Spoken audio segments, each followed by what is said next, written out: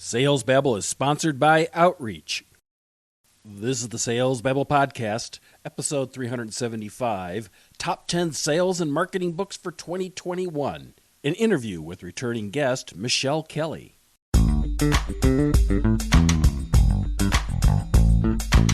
Welcome to Sales Babble, the podcast that shares selling secrets for non-sellers. And now your host, Pat Helmers.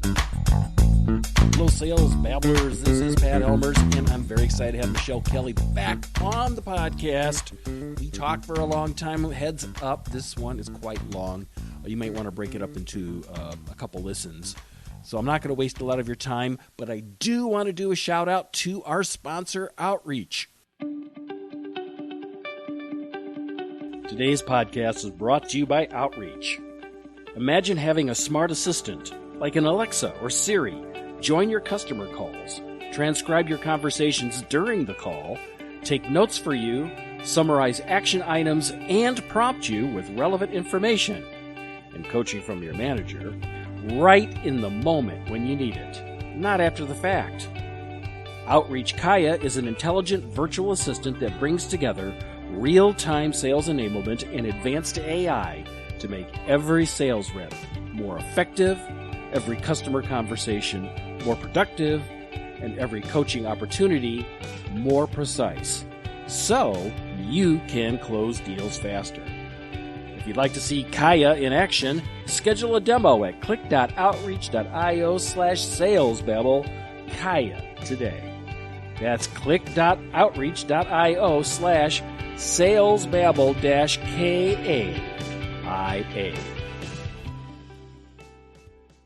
And so, with no further ado, let's get to it.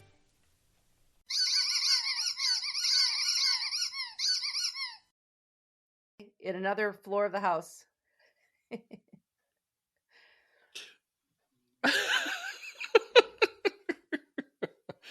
It's not like we have not had barking here on Sales Babble. Well, welcome, Michele. Are you ready to babble?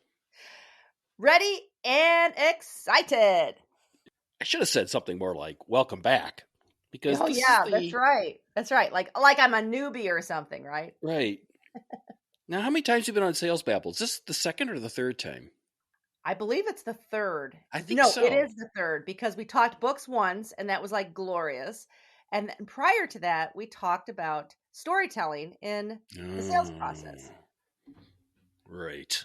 That's right. So I'm excited to have you here on the podcast because I want to do like what we did last year. We talked about, I think, the top 10 marketing and sales books that made a difference to us that we read in the last year.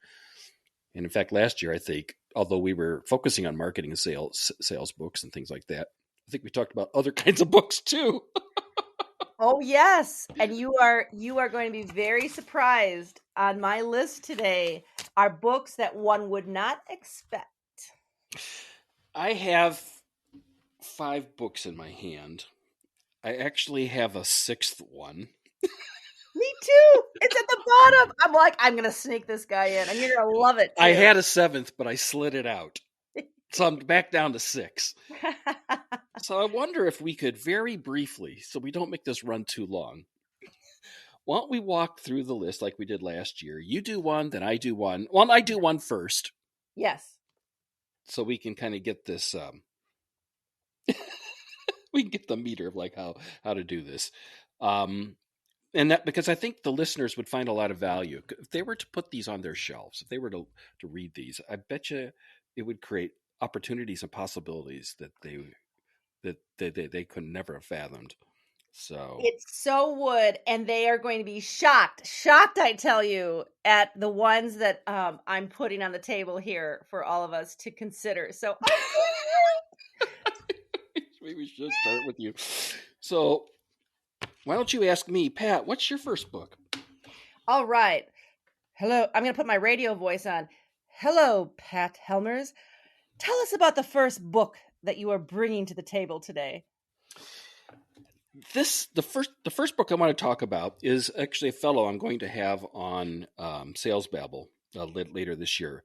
But I read it in the past year, and it's from a guy named Jeff Goldstein. It's called Winning Six-Figure Sales. And it's all about inspect, assess, and coach. This is just an absolutely amazing book. It's not very big. I think I read the whole thing like in 90 minutes. I think Wow. it's 100 pages, and it walks through what his basic thesis is. Although you've got a lot of deals that you're that you're concerned about that you want to close, a very small portion of them are going to be the ones that when you look back over the year, that are going to contribute most to the revenue of your selling.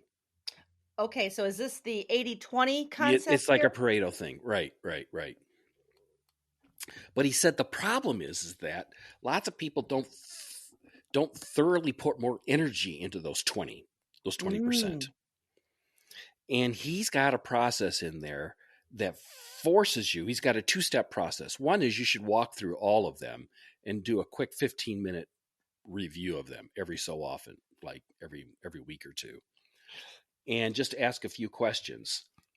And if the questions look questionable, whether or not they're fully qualified, and by qualified I mean these people have what it takes and a reason to buy your thing, right? Mm-hmm. That if it looks like they don't have that, you should do a thorough 45-minute review audit of them. And he shows you how to do those two steps in this book, and it is just a really terrific book. I think all the world. This guy's really got the right thing. I think this is very practical. I really wanted to make sure I had some practical books on our list here. And Winning the Six-Figure Sale, Inspect, Assess, and Coach by Jeff Goldstein. I love it. And it sounds like introspection at the threshold of sales. And so I really, really like that. And I'm going to read that book because we spend a lot of time doing things, but stepping back and asking questions and really looking at what is in front of us, that's the Dalai Lama right there. So I love that approach. I'm going to read that book. This whole idea of mindfulness and awareness is just so top of mind these days. For me. Blowing. Yeah. Everyone is talking about this because we've had this time and this opportunity to think about things. Unfocused time. Cortana, the AI person in my Microsoft Outlook, Cortana, please, she tells me every day, please schedule unfocused time. And what do we do with unfocused time? We ask questions. We look at what's in front of us. We think about things. Yeah. We let the neuro knit pearl, knit one, whatever in transmitters in our brain to really absorb things. So yes, this is definitely the year of mindfulness and mindset for sure. Well, now it's your turn to ask me something. Well, Michelle, do you have a book to share with us? I do.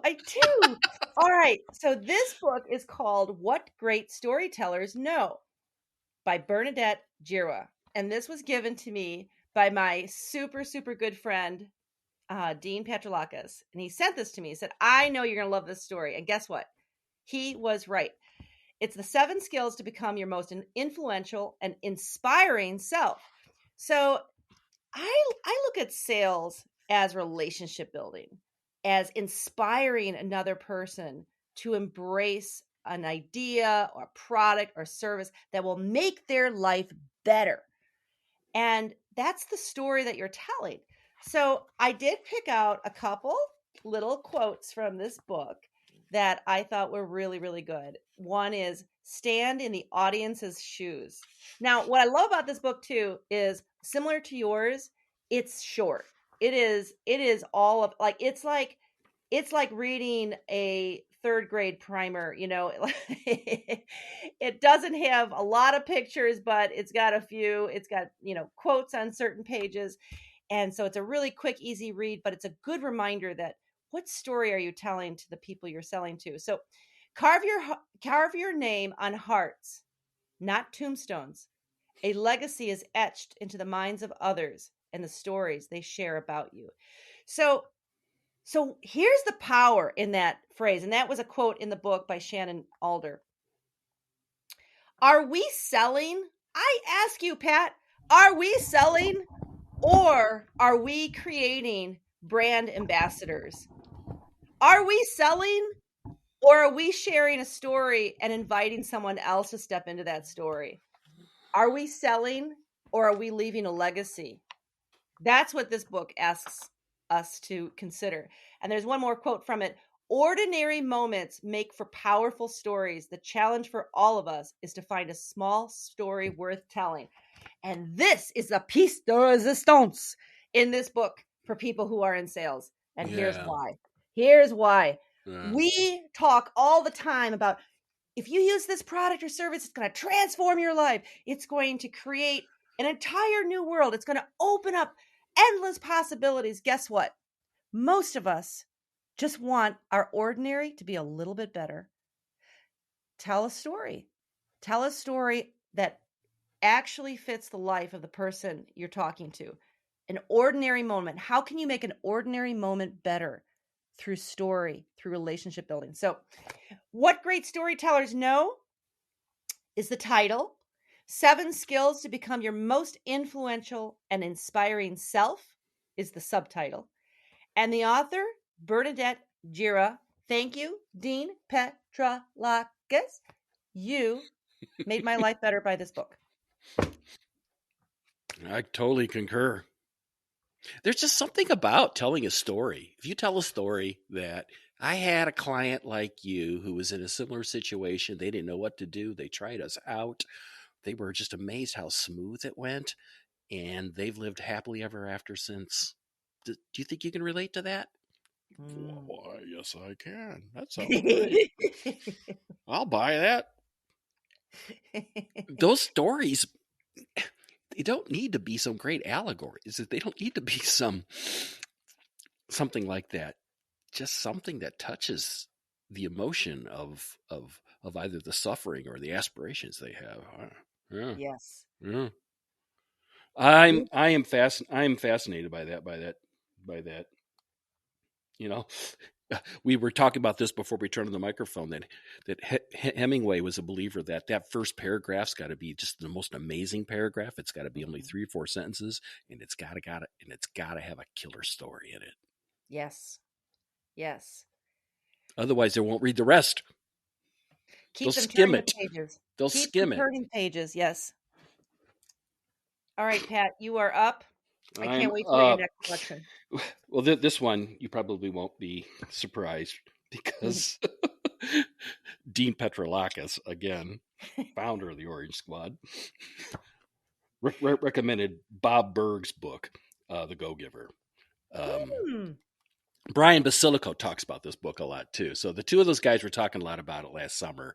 So I actually read it over the holidays, and I had Bob on the podcast. So this may be a rerun for listeners. But what I really loved about this book was he has 5 laws that, for the most part, talk about the power of if you give, and if you give fully of yourself, it will return somehow. Don't know how. It's not, it's not, what do they call it? Quid pro quo thing, Yes. It's just really just being deeply and completely generous. Things will work out better for you in your life. So true. I have read that book. I can't remember what is in it, but I remember reading it. And of course, that's a very fundamental concept, isn't it? And I think you live that life, Pat. I mean, I think you could have written The Go-Giver because I believe that you look at yourself as a servant leader to others. I see you do that again and again by talking through how people might solve their problems and giving advice and mentoring others. And I think you do. I think you are a great ambassador of that concept. I think that's the point of having a podcast. Yes, right. This podcast is free. But it's been so much fun helping people out. It's been so much fun. Here are his 5 laws, page 123. Okay, the law of value. Your true worth is determined by how much more you give in value than you take in payment. The law of compensation. Your income is determined by how many people you serve and how well you serve them. So it's a scaling thing, right? The law of influence. Your influence is determined by the abundantly you place your people's interests first. I just love that. The law of authenticity. The most valuable gift you have to offer is yourself. And then lastly, the law of receptivity. The key of effective giving is to stay open to receiving. Yeah, this is just a really awesome book. Very great guy. Really enjoyed having him on the podcast. The Go-Giver by Bob Burg. That is so. I'm going to do one little PS to that book and the concept that, of serving others and giving generously, etc., and being authentic. I was on a webinar style event yesterday. It's called the Unstoppable series by Lori Swanson of Inspire Tech. And she has this organization where she helps women in tech. And she had a guest speaker, and her last name escapes me, Susan. I will try to remember what it is. But she was talking about the growth mindset in the Inspire Tech Unstoppable series. And everything that you just said is part of a growth mindset, which is really, really interesting, like versus a fixed mindset. So great pick, great book, great concepts. And who doesn't want a growth mindset? I mean, this is where we make the magic happen. So, all right. I'm ready for my next book. It is called It's Not How Good You Are, It's How Good You Want to Be. And this is really funny. The author, I'm laughing already. Instead of saying like the author's name, Paul Arden, because Paul Arden, he's one of the biggest ad guys in history. Instead of just saying Paul Arden, he writes underneath the title, The World's Best-Selling Book by Paul Arden. Now, obviously it is true because he's the author, The World's Best-Selling Book by Paul Arden. This is it. So, I know. That's a fact. It's a fact right on the cover. All right. So I love this book. I have read this book probably 50 times. It's small. I bought it when on a trip to New York with my daughter. We were at the Museum of Modern Art, and I probably totally goofed up the name of the museum. They art museums like rearranged the Art Institute of and a Modern Museum. That's Museum MoMA, of Modern, right? Yeah, it's like I can't get the name straight. Yeah, but yeah. This book is great for anyone who is in the influencing, persuading, selling kingdom, because it has these tips and tricks in it. Like, don't look for the next opportunity. The one you have in hand is the opportunity. So, a lot of times when we're pitching an account or pitching a product or a service, we're looking at, did we do a good job, or are we doing a good job, or, are we being effective? And we're focused more on that than saying, where is the opportunity here in this conversation, along the sales journey? Of course, another good one, don't take no for an answer. So he doesn't have these neatly packaged like your the Go-Giver does, but they're all over this book. And how to improve your strike rate. And he goes into, because a lot of this is about the pitch, the art of the pitch, and when he's pitching advertising. So I love this, that you can actually win business with slogans. So summing it up for the client, taking the stress off of the potential client or the client by summarizing the big idea. There's so much stress that people feel on a daily basis. How can we make it easier for them? Take that stress away. Even in emails, can we say it one summary statement? This is good for you because this is going to improve your life because. So yeah, The World's Best-Selling Book by Paul Arden. It's a little book called It's Not How Good You Are, It's How Good You Want to Be. Yes, intention is everything. And that goes right back to mindset. It also goes back to this notion you were talking about with growth. Yes. That we're growing. We're growing as people and as professionals. It's not about here. It's about the destination. Right. The journey, the art of the journey. The journey to the destination. You better put. Yeah. Mm-hmm. Yeah. I love it. I'm gonna read that. Yeah. Yeah. You need to give me all these links to these books too, by the way. Okay. So I can put those in the show notes. Yeah. You got it. Yeah. So my next book is by Mark Petruzzi and Paul Melchior. And it's called Selling the Cloud, a playbook for success in cloud software and enterprise sales. So this looks like a book that's about like, how do I sell an app and how do I do an enterprise sales? And an enterprise sale is when you got like lots of people, lots of stakeholders, a lot of people in the meetings.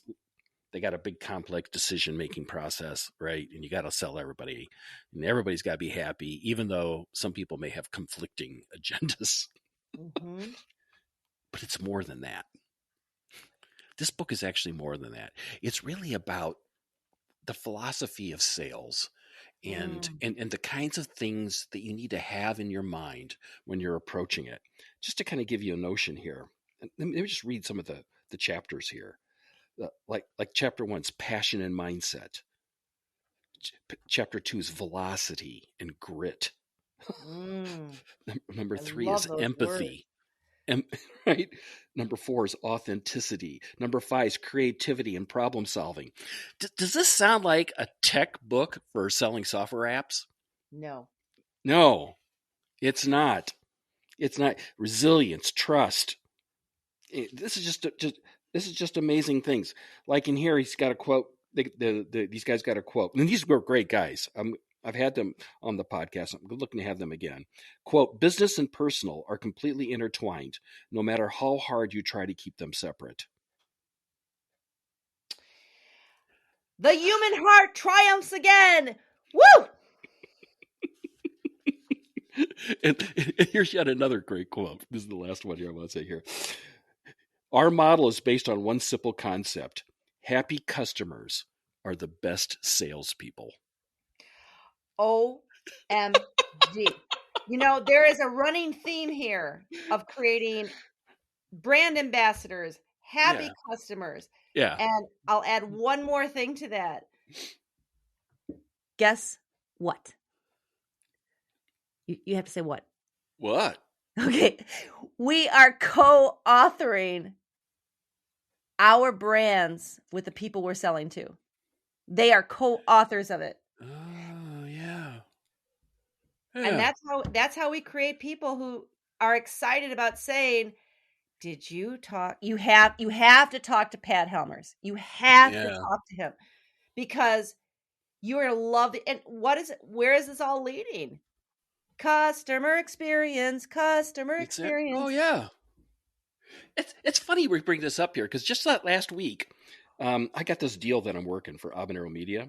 It's a company that needs to start a podcast. It sounds really interesting. I'm really hoping I get this deal, but it's looking good. But you can want to count your chickens to the head. Anyway, they said, "Do you have any testimonials?" And I go, "Oh, that's a good idea. I probably should have done that. I have a whole ebook on how to do a testimonial."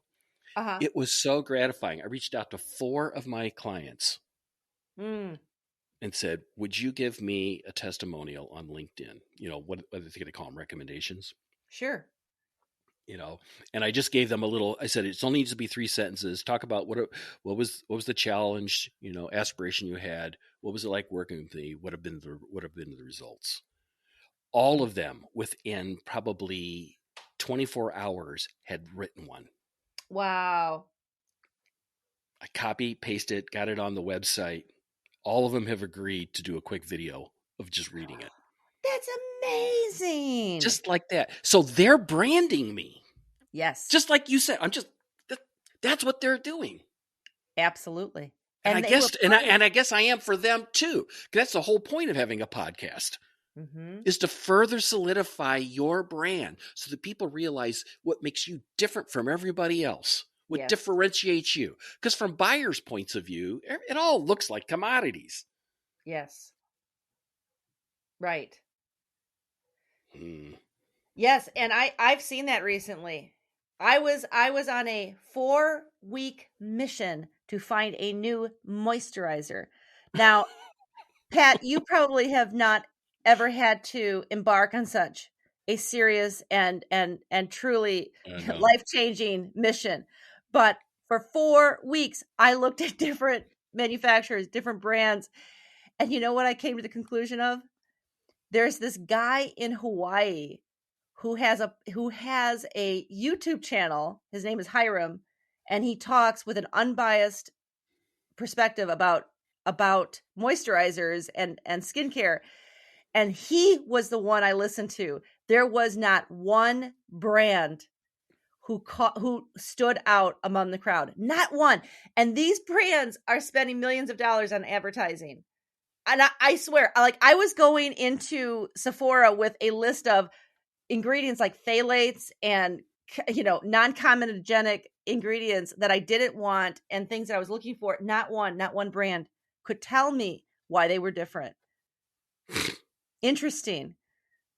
So, yes.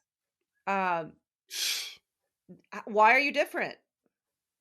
Not one had a brochure at the point of sale. Something The little. thing is, everybody's different. Your company's the only company that's got you in it. Oh, that's the signature of a story. In life, you're the only you. You're the only you around. You've cornered the market. You've cornered the market. For you, you've cornered the market on Patrick Helmers. Yeah, absolutely. So, all right, your turn. Yeah, the next book is, okay, this is a shocker. Okay, this I need you to do a drum roll. That was not a very good one. Here, let me do a better one. I like it. I feel like I should go into a rap song. This is the Pillars of the Earth. This is the Pillars of the Earth by Ken Follett. Okay, The Pillars of the Earth by Ken Follett. This is a fictional novel, but I will tell you, in many of these pages, and there are many pages, holy cow, there's like 900.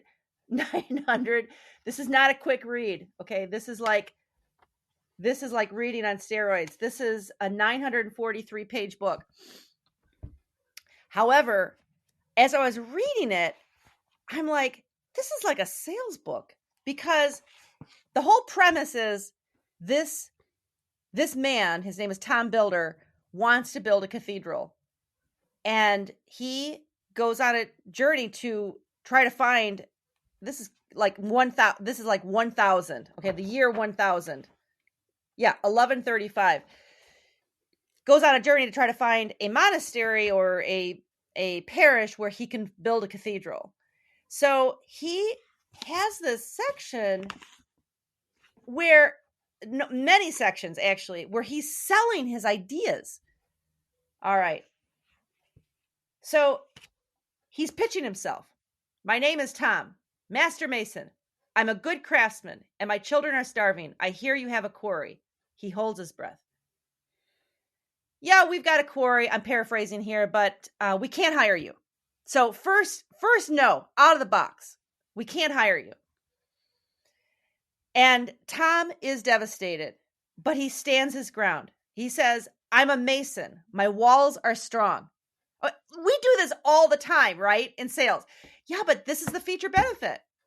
Like I'm really good at that, or my company's really good at this. He still says no. I'd give you the work, but we don't need you. See, we don't need you. So then Tom says something. I swear, when he said this, I'm like, holy cow, I'm totally bringing this book to the podcast. He says, I just hope you're not expecting to do battle soon. And the effect, this is the next paragraph, the effect was much more dramatic than he had expected. Matthew gave a start, and the Earl got to his feet and said sharply, now the Earl is like the CEO. The Earl is the ruler, okay? He's the leader. He says sharply, why do you say that? Tom says, because your defenses are in bad repair. In what way? Be specific, man. And then Tom goes into why the mortar on the gatehouse walls are going to come apart, why the leaves are on the opening need a crowbar. I mean, he goes into the logistics. He goes into the weeds on all the reasons why they are weak. All right.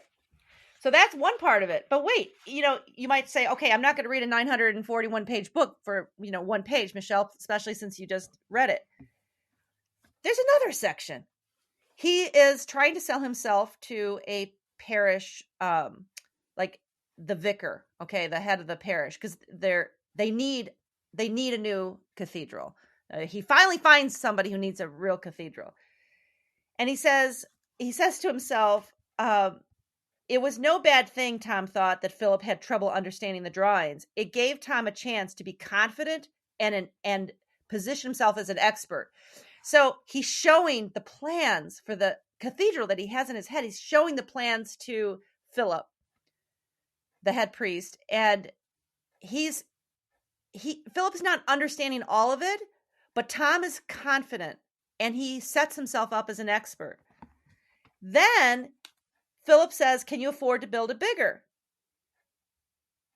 Tom says that. And Philip says, I can't afford to build it at all.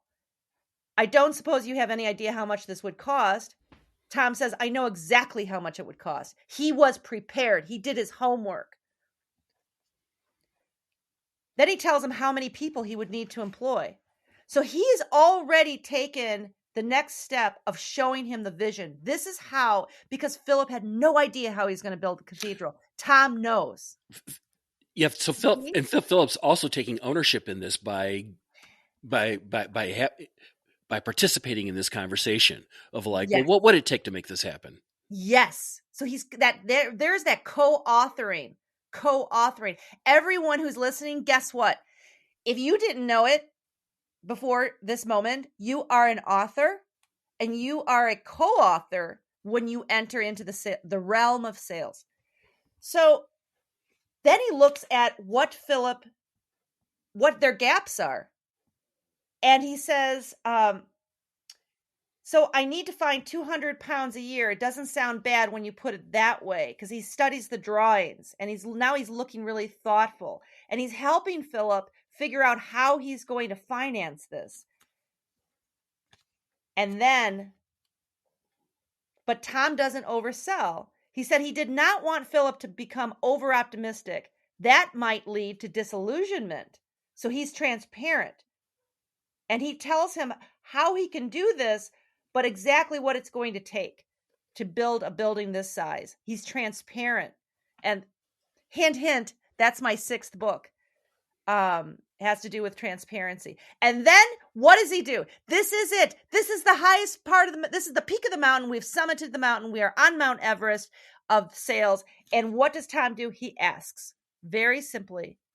He says, yes, Father, I want you to appoint me master builder. Philip says one word, why? Boom. Tom has his why. He pulls it out of his back pocket. And he tells him exactly why. He's the best man for the job. I am not kidding. Ken Follett, The Pillars of the Earth. Ken Follett is an English author, which means the writing is phenomenal. And it is worth the time. And you will love the story. He's a great storyteller. So boom, extra bonus, book to feed your mind. Awesome.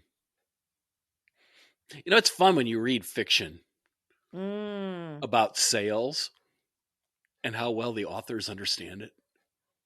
Yes. Although they may never have really done it.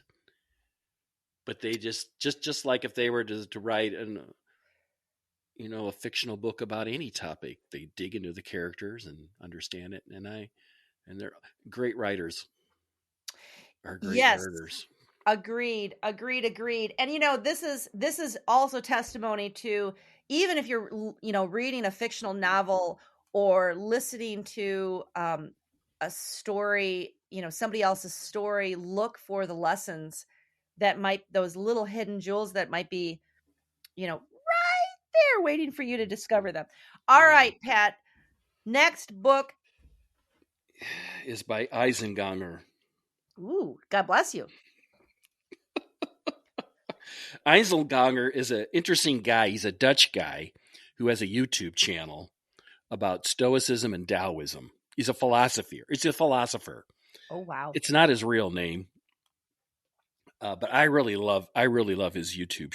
They're like 12 minutes, and he talks about all kinds of stuff in philosophy. Very practical. He's a very practical guy. Stuff that you can apply in your life. He wrote a book for the first time, and I think it came out in February or March last year, and I immediately bought it because I subscribed to his channel. I really like him. Actually, you had mentioned this before we were talking, how you like to listen to YouTubes. I actually listen to his YouTubes like it's a podcast. I actually don't watch the videos. Wow. So they come out like about once a week, and I'll shower with my waterproof Bluetooth speaker and listen to Einzelganger. Well, he's got a book called Unoffendable. And it says here, like, being offended's become a common occurrence in the world. There's so much going on, things that trigger you and bother you, and you just can't help but give your ownership to these people when they do that, which is just an incredible crime, right? They say one thing and all of a sudden they own you. You're angry and you're doing all this stuff. In this book, he talks about how to get around that. Fascinating. To quote him here, many choose to spend heaps of time and energy reacting to mere words of others, which hinders them from pursuing meaningful goals and being at peace in an unruly universe. What a waste. I am so getting that book. That is fascinating. Unoffendable. Now, why doesn't he use his real name, do you think?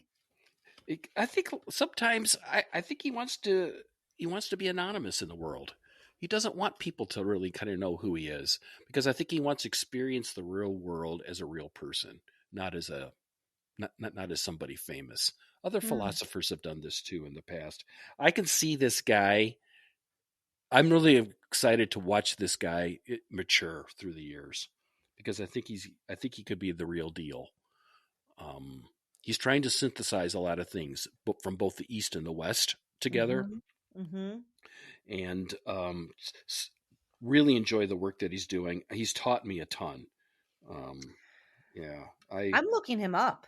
I love those little sound bites that you describe on his YouTube channel. Unoffendable. Okay, I'm going to look him up because I have no idea how to spell it. Unoffendable. It's like, you can't offend me. I'm unoffendable. You can try, but you're not going to offend me.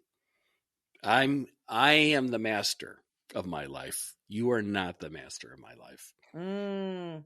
Okay, so there is that reminds me of a great quote that I have plastered on sticky notes all over my house so my children sees it.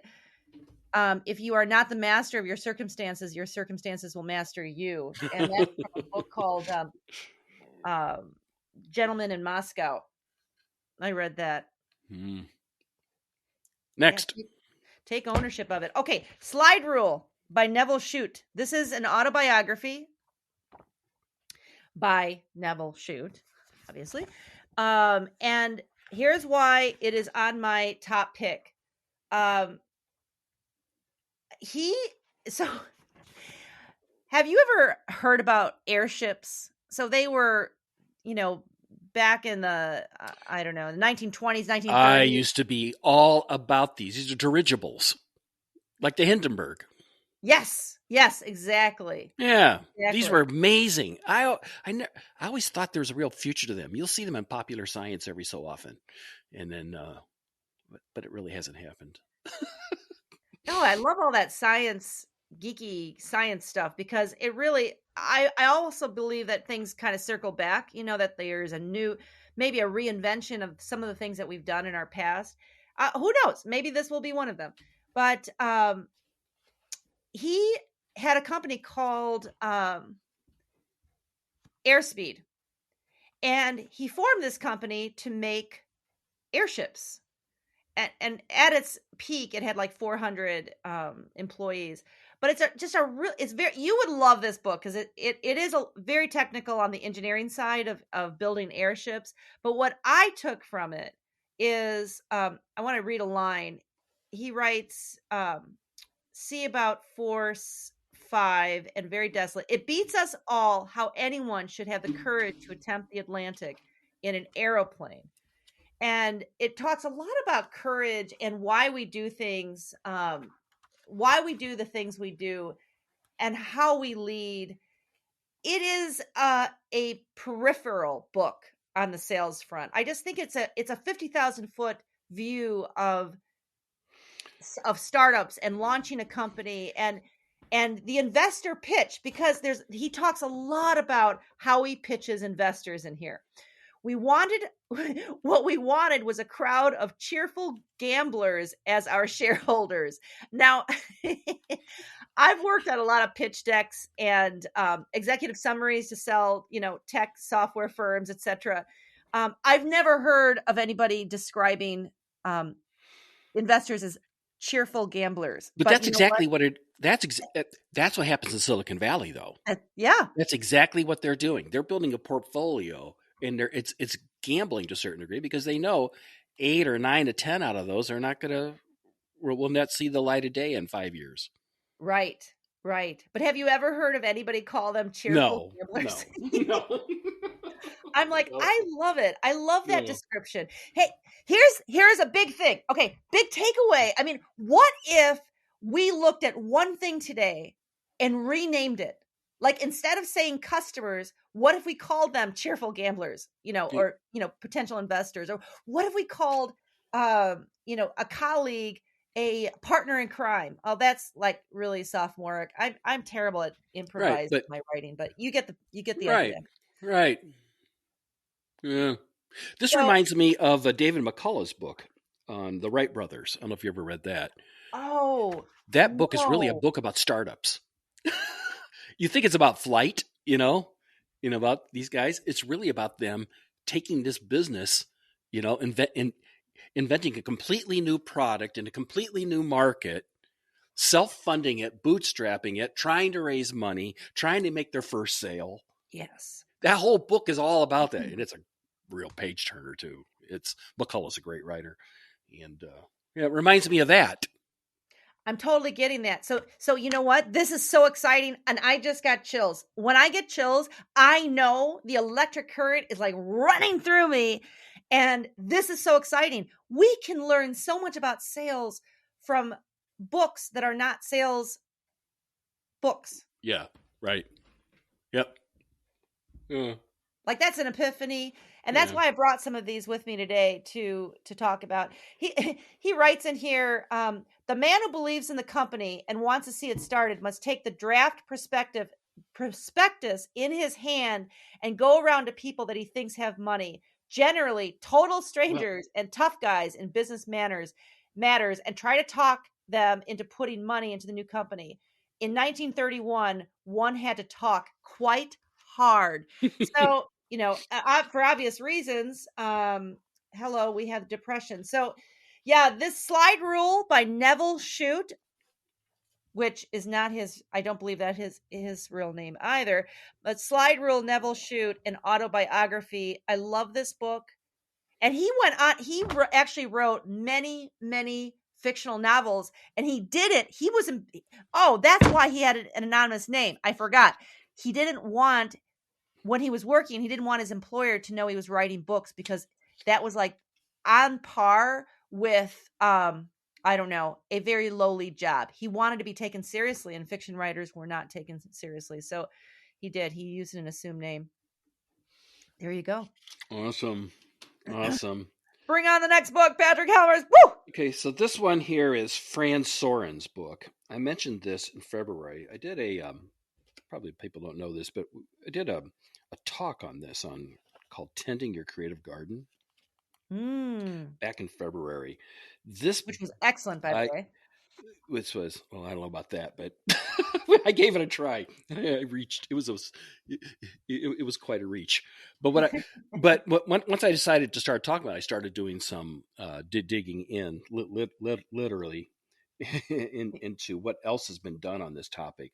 But And her book is called Digging Deep: Unearthing Your Creative Roots Through Gardening by Fran Soren. I just really fell in love with this lady. She is just a really amazing person. And she is all of the notion of like, we are truly at our most happiest when we are creating. And that's what kind of distinguishes humanity from all the other animals of the world, that we're constantly growing, we're constantly changing. It's kind of like what you were talking about the journey on at the top of the podcast, that it's not about being where you're at, it's and appreciating where you're at. It's about, what do you aspire to be, what do you want to be? And she talks about it, creativity. She kind of frames it in gardening, in kind of patio gardening, because of a lot of the stuff that she had done. And just a really good book. Yeah. So the question, Pat, I'm going to put you on the spot. What will you create today? Give us one thing. What am I creating today? Oh, I got a big list. I'm a list person. What's on my list today? Oh, I need to write a blog post. Ooh. All right. Write a blog post. So you will create today. When you create that blog post, will you be happy? Oh, yeah. I mean, I love writing that kind of stuff. In fact, I don't know about you, I feel a little guilty doing it. Oh my.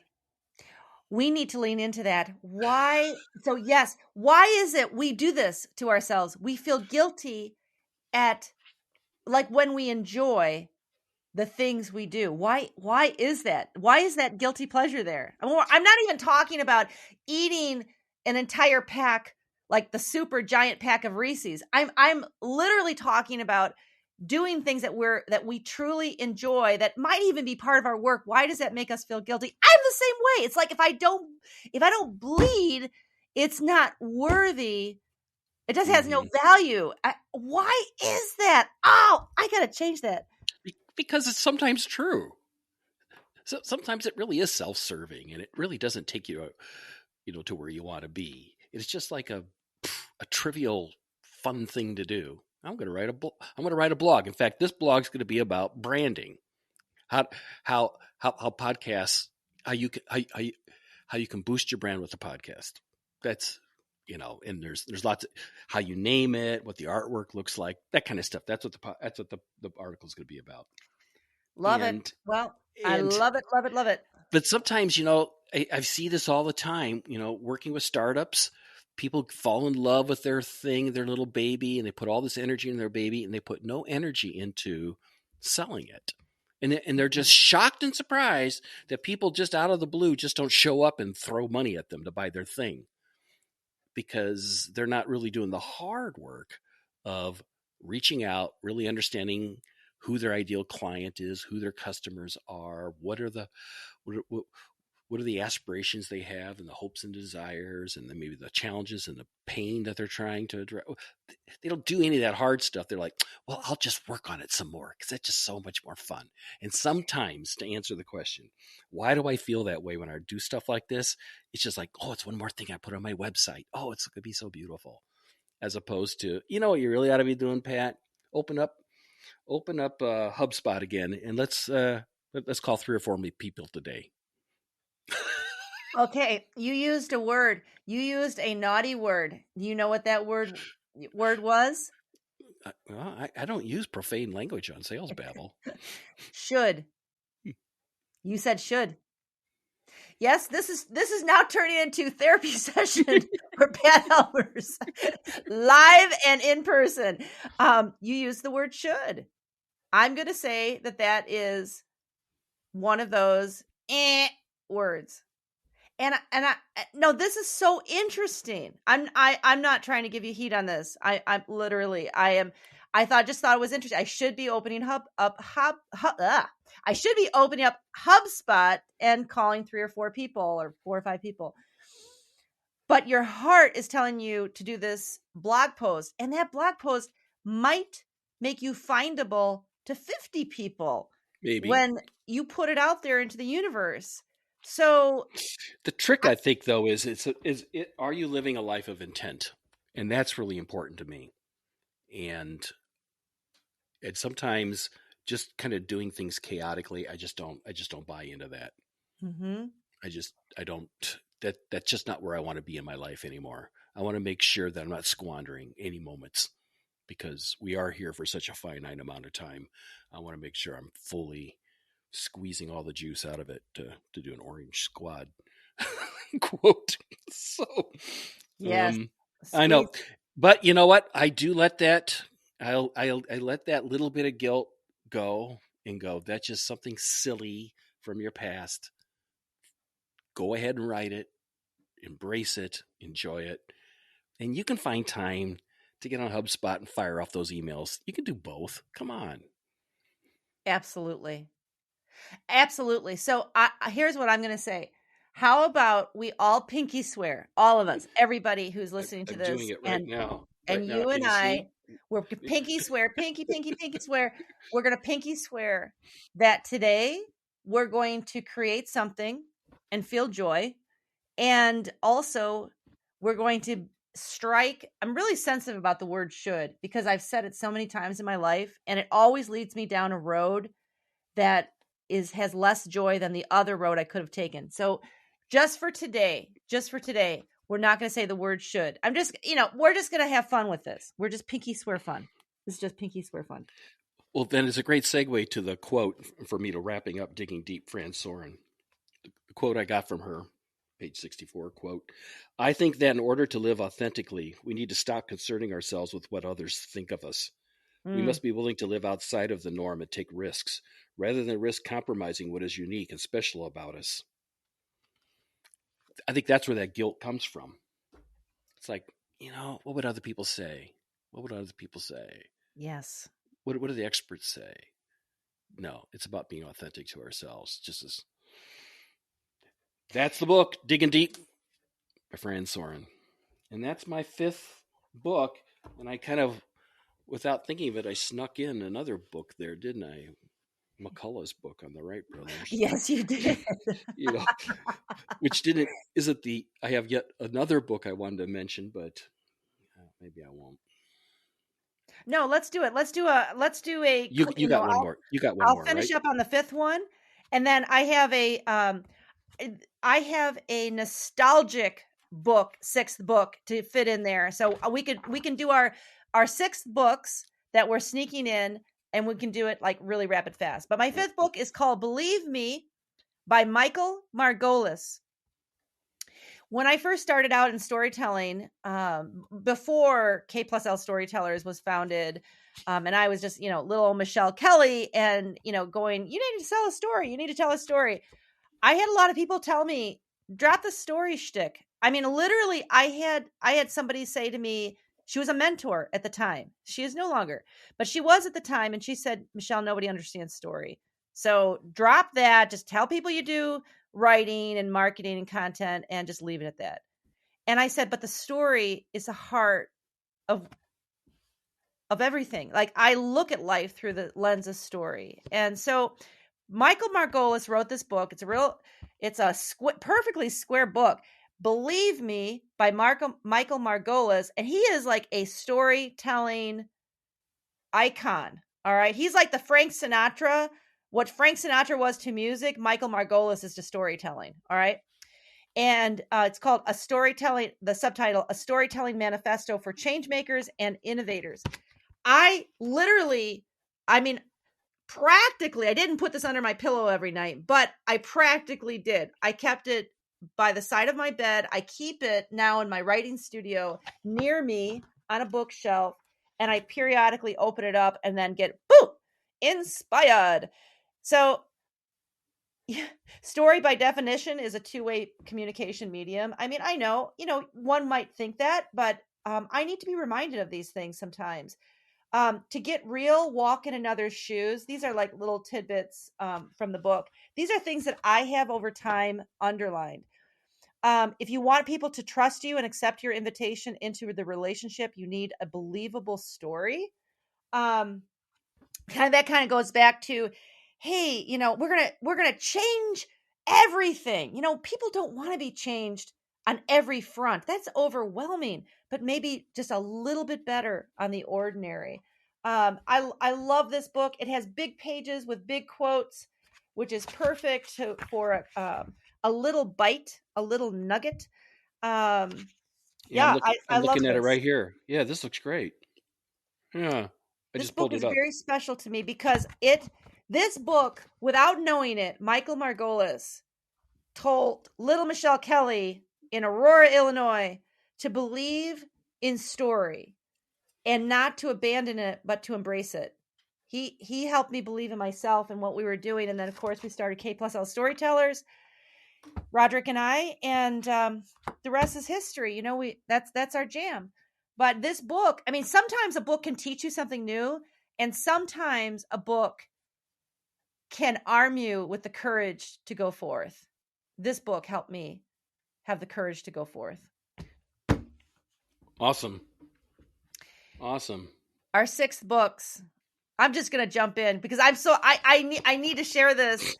The Transparency Sale by Todd Capone. Oh, is he awesome or what? This book, and I listened to your podcast with him. I bought the book. This book is dog-eared, okay? It also, by the way, is one of the best self-published books I've ever read. The way he organizes it, the lists that he has in here, the tips, the neuroscience.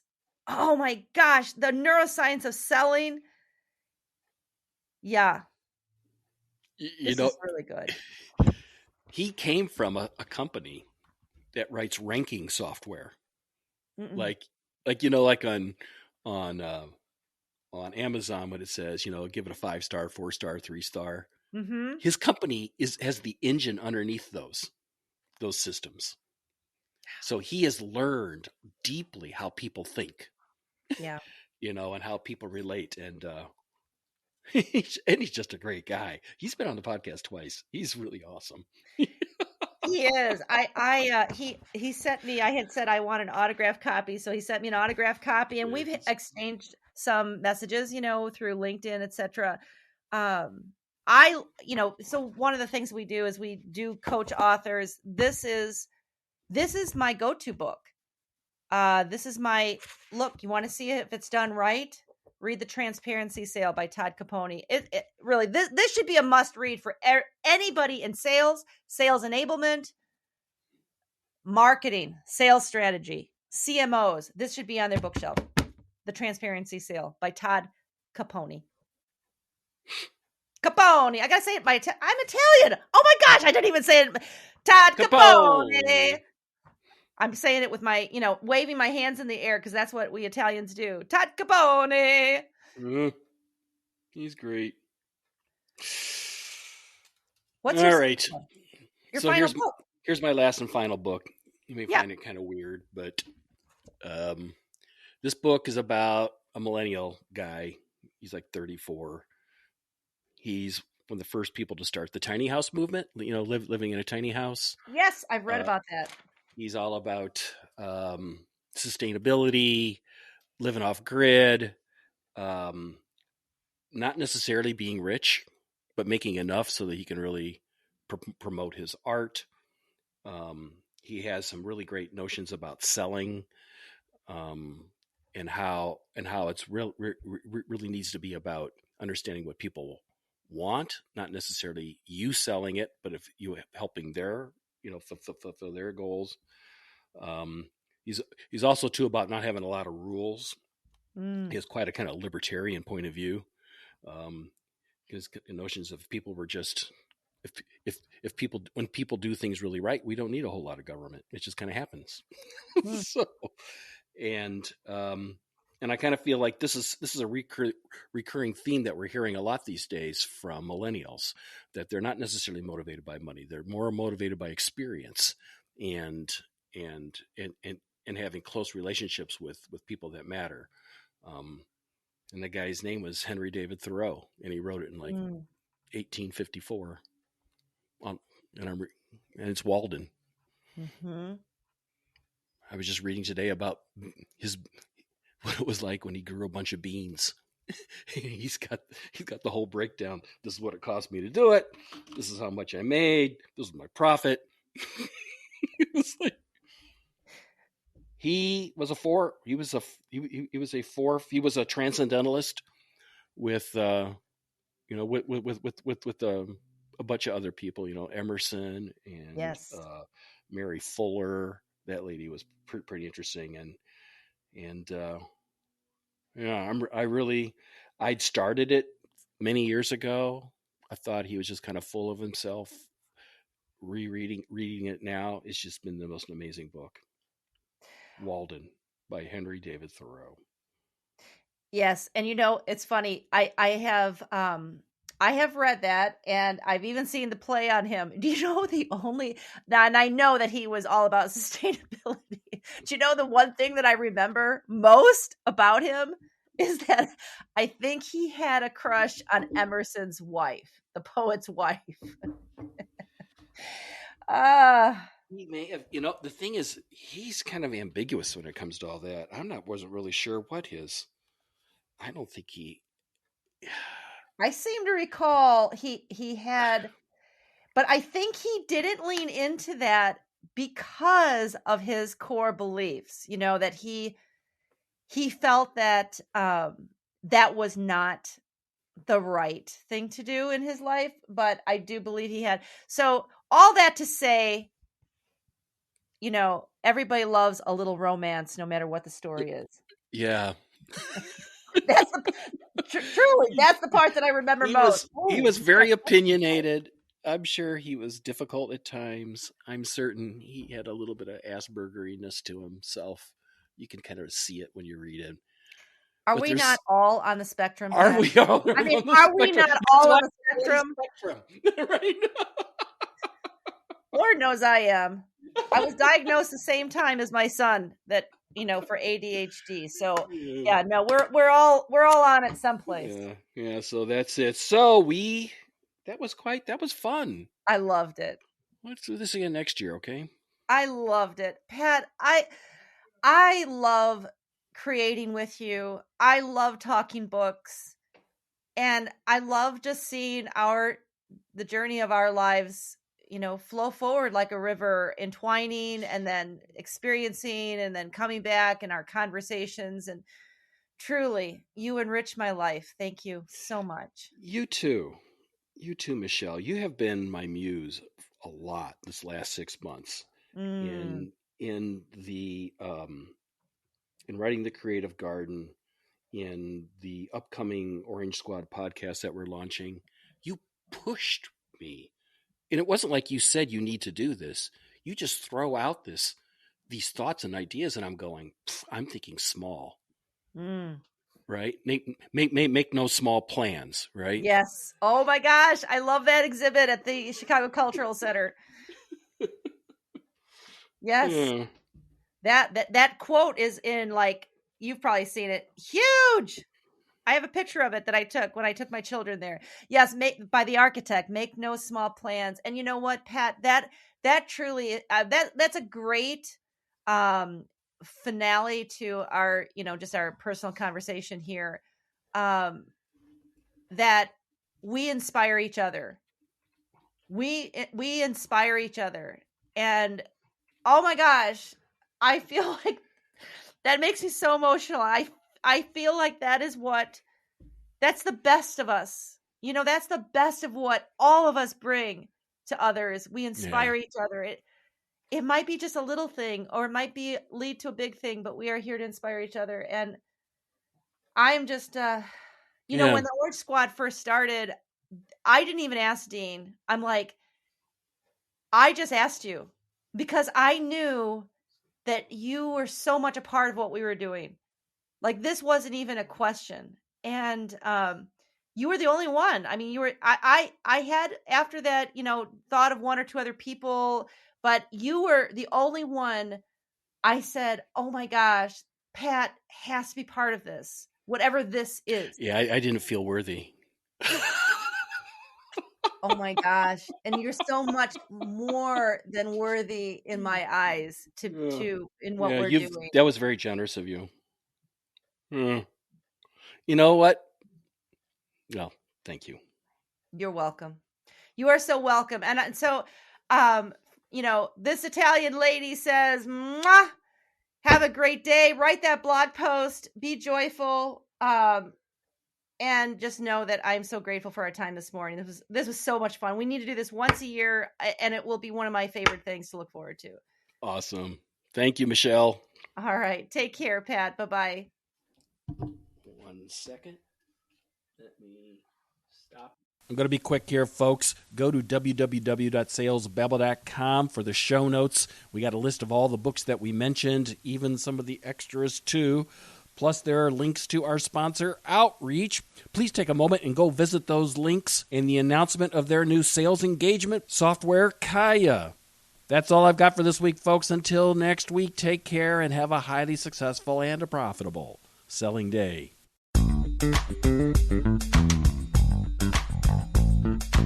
Thank you for listening to the Sales Babble podcast. Find us at www.salesbabble.com.